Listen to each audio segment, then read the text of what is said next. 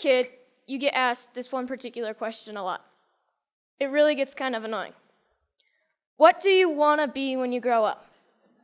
Now, adults are hoping for answers like, I want to be an astronaut, or I want to be a neurosurgeon. You adults and your imaginations. Kids, they're most likely to answer with pro skateboarder, surfer, or Minecraft player. I asked my little brother and he said, seriously, dude, I'm 10. I have no idea. Probably a pro skier. Let's go get some ice cream. See, us kids are going to answer with something we're stoked on, what we think is cool, what we have experience with. And that's typically the opposite of what adults want to hear. But if you ask a little kid, sometimes you'll get the best answer. Something so simple, so obvious, and really profound. When I grow up, I want to be happy.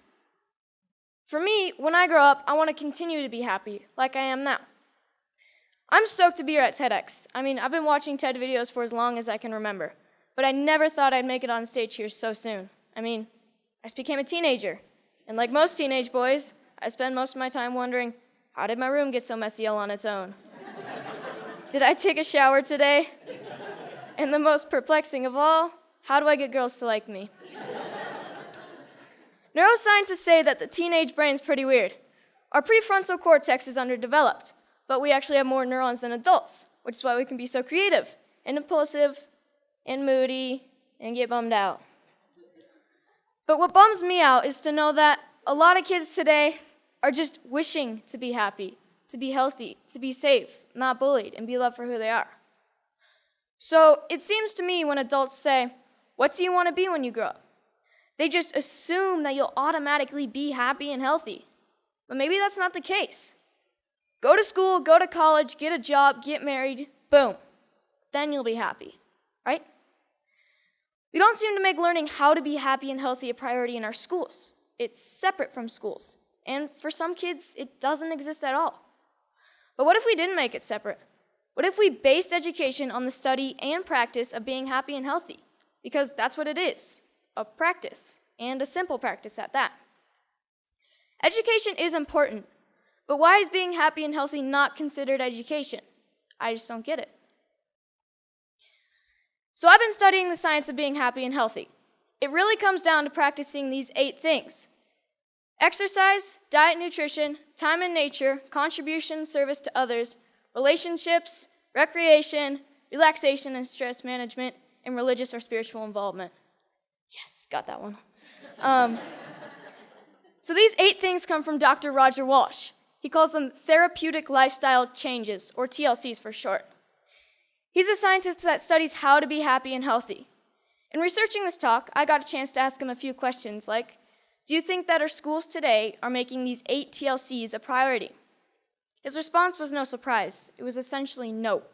But he did say that many people do try to get this kind of education outside of the traditional arena, through reading and practices such as meditation or yoga. But what I thought was his best response was that much of education is oriented, for better or worse, towards making a living rather than making a life. In 2006, Sir Ken Robinson gave the most popular TED Talk of all time, Schools Kill Creativity. His message is that creativity is as important as literacy, and we should treat it with the same status. A lot of parents watch those videos. Some of those parents, like mine, counted it as one of the reasons they felt confident to pull their kids from traditional school, to try something different. I realize I'm part of this small but growing revolution of kids who are going about their education differently. And you know what? It freaks a lot of people out. Even though I was only 9 when my parents pulled me out of the school system, I can still remember my mom being in tears when some of her friends told her she was crazy and it was a stupid idea. Looking back, I'm thankful she didn't cave to peer pressure, and I think she is too.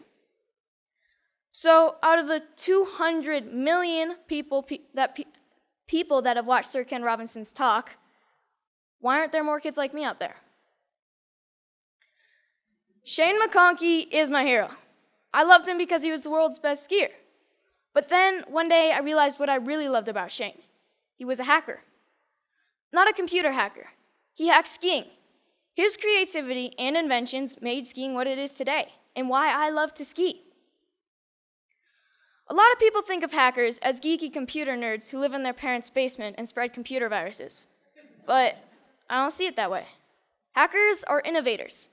Hackers are people who challenge and change the systems to make them work differently, to make them work better. It's just how they think. It's a mindset. I'm growing up in a world that needs more people with the hacker mindset, and not just for technology. Everything is up for being hacked, even skiing, even education. So whether it's Steve Jobs, Mark Zuckerberg, or Shane McConkey, having the hacker mindset can change the world. Healthy, happy, creativity, and the hacker mindset are all a large part of my education. I call it Hackschooling. I don't use any one particular curriculum, and I'm not dedicated to any one particular approach. I hack my education. I take advantage of opportunities in my community and through a network of my friends and family. I take advantage of opportunities to experience what I'm learning, and I'm not afraid to look for shortcuts or hacks to get a better, faster result. It's like a remix or a mashup of learning. It's flexible, opportunistic, and it never loses sight of making happy, healthy, and creativity a priority. And here's the cool part, because it's a mindset, not a system. Hackschooling can be used by anyone, even traditional schools. So what does my school look like? Well, it looks like Starbucks a lot of the time. But like most kids, I study a lot of math, science, history, and writing. I didn't used to like to write because my teachers made me write about butterflies and rainbows, and I wanted to write about skiing.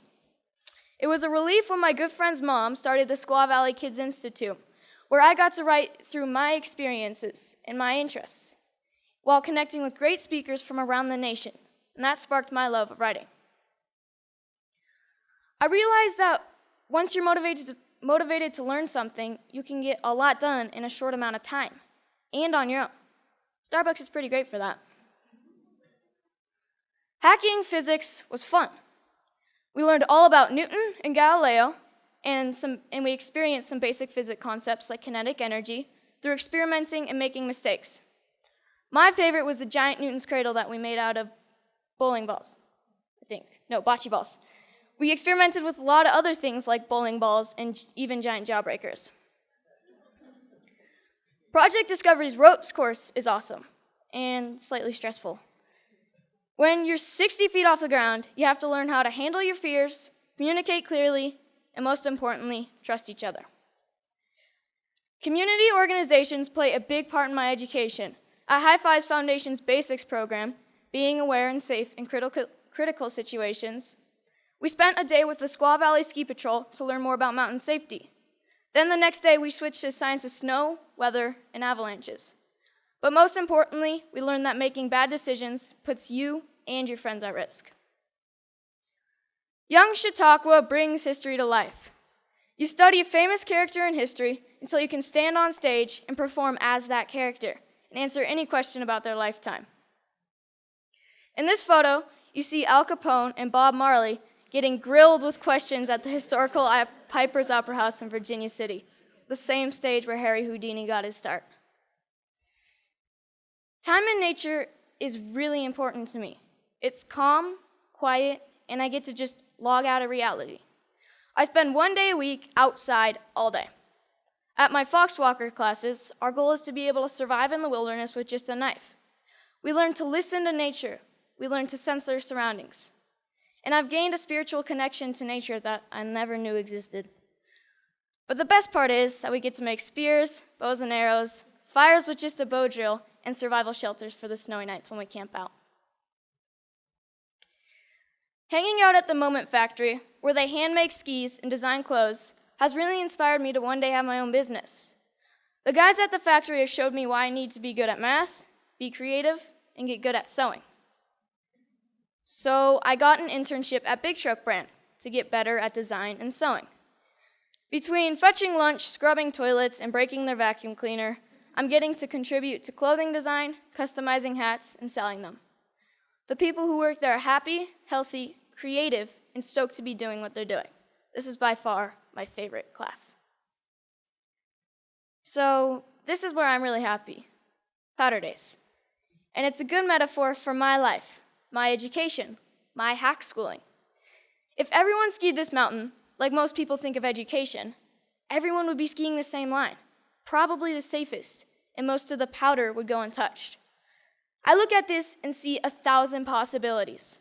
Dropping the cornice, shredding the spine, looking for a tranny from cliff to cliff. Skiing to me is freedom, and so is my education. It's about being creative, doing things differently. It's about community and helping each other. It's about being happy and healthy among my very best friends.